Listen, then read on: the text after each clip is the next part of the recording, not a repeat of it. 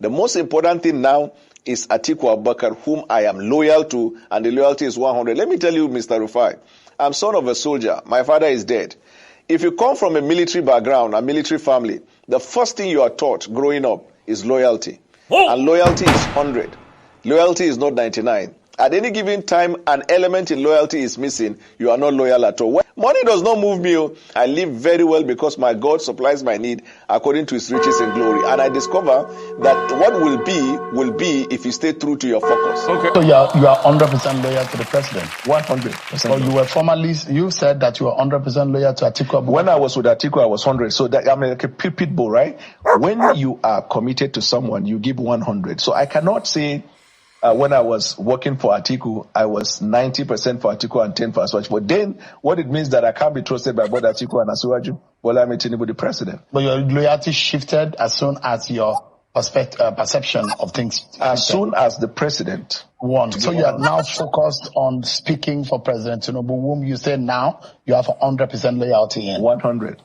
So the question I'm asking now is whether or not you believe in the presidency of today, because I mean, and that's why I started my conversation with you, asking that you are a Christian minority from Borno State. Yes, sir.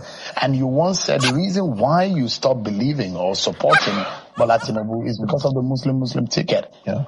And as your philosophy about the Muslim ticket, because nothing seems to have changed. And they've not denounced their religion. Have you denounced yours? I have. I adopt what I said before as my argument, and I rely on it.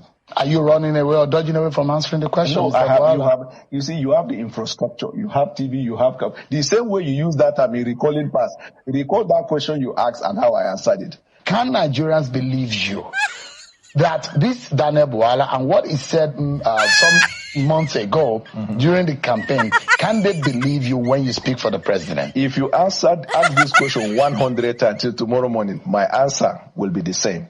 But what about those who think that you don't have integrity? It is their right. But do you have integrity? It is up to you.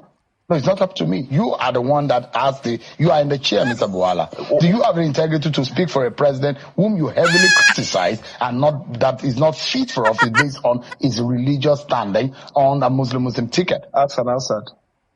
You have not answered it. No, I've answered it. You've asked me before. You know, the reason why that is different is that you are a Nigerian public officer. It doesn't. And you speak to the Nigerian people right now. It's different from you as a private citizen. You have the onus to be able to speak. The onus on you to be able to tell Nigerians truthfully that this is what has changed about you.